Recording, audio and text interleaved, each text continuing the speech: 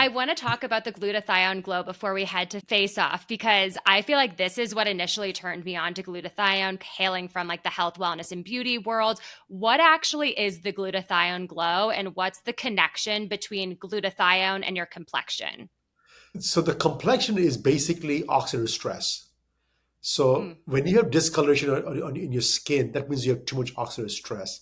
And the fair skinned person shows oxidative stress really fast, versus your dark skinned person shows oxidative stress a little bit later on. The stress is about the same.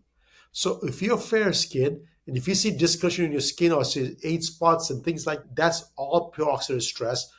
Taking glutathione, vitamin C serums, or the face cream that we have created literally can reduce all the spots or completely rid of all those things in less than 6 weeks.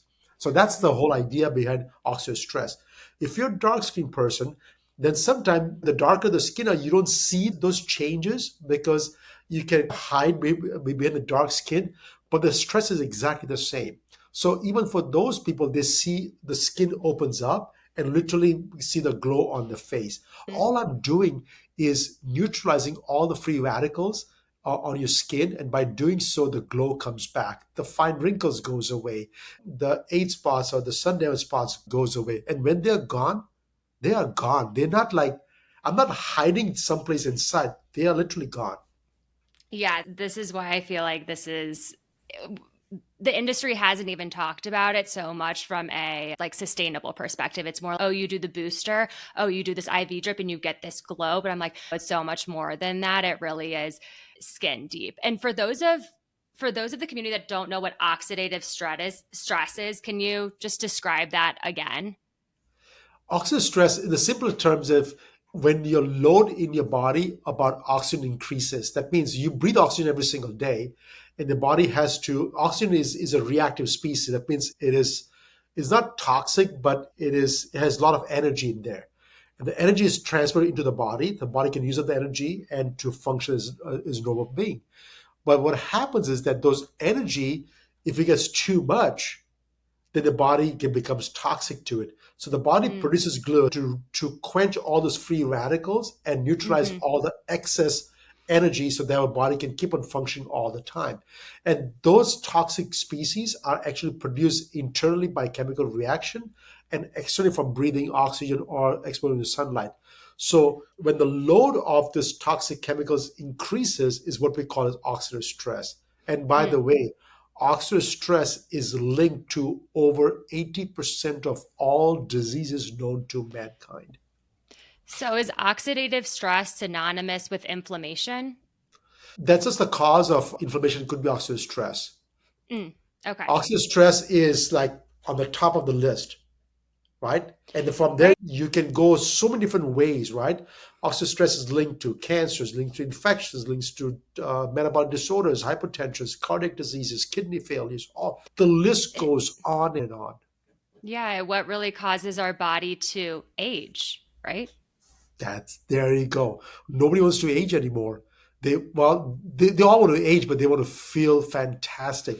Even if they're 90, they want to be traveling the world and enjoying life. And that's what I want to Right. give everybody. Okay, one more question because we're getting on the topic of toxins now, and I feel like we just glossed over it. What are some of your go-to tips to really live a very clean and toxic-free life? Like really protect ourselves from living, in this increasingly toxic world. So please get out of the house, Hmm. get out of the office, right? 90% of the time you're consuming in the car, in the office, in the home, or someplace. It's all indoors, is air is not the greatest air. Go out and enjoy life, right? That's Hmm. one thing. Drink clean, pure water. There's nothing better than pure water that's going to hydrate you more than anything else out there. Any hydration packs that you buy to put in the water is just an add-on. It's not going to hydrate you any more, any better than a pure, clean water does, right? So please do that part. Eat clean food. The clean food doesn't come in a can or doesn't come in a nicely wrapped some shape.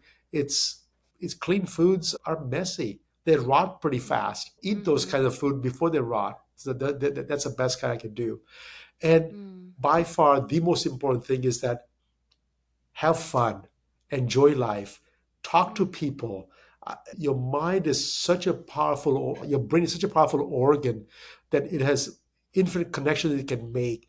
The more people you interact with it, every centurions in the world that has lived before us and it will live from today onwards are live within a community.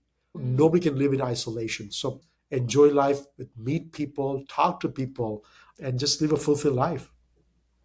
I love how you ended with that because I feel like sometimes the spiritual health and healing world can be, again, so siloed to focusing on thyself, or a big part of it is getting quiet and a lot of self discovery. But now I feel like we're entering this new collective zeitgeist of just community and play and finding the power and the healing of that.